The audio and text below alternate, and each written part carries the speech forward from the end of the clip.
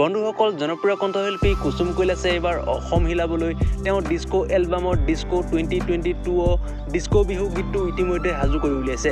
নমস্কাৰ বন্ধুসকল, আমাৰ চেনেলৰ এটা অন্য ভিডিঅ'লৈ সকলোকে স্বাগতম জনাইছোঁ। বন্ধুসকল জনপ্ৰিয় কণ্ঠশিল্পী কুসুম কৈলাশৰ এইবাৰ নতুন গীতৰ কাৰণে বহুতে নেকি আচলতে অপেক্ষা কৰি আছে, কিন্তু এতিয়া আৰু আপুনি বেছি দিন অপেক্ষা কৰিব নালাগে। ইতিমধ্যে তেওঁ এইবাৰ ডিস্কো এলবামৰ ডিস্কো 2022 ডিস্কো বিহুৰ গীতটি ৰাইজৰ মাজলৈ আগবঢ়াবলৈ সাজু কৰি উলিয়াইছে। গীতটিৰ কাম ইতিমধ্যে প্ৰায় সম্পূৰ্ণ হৈ উঠিল।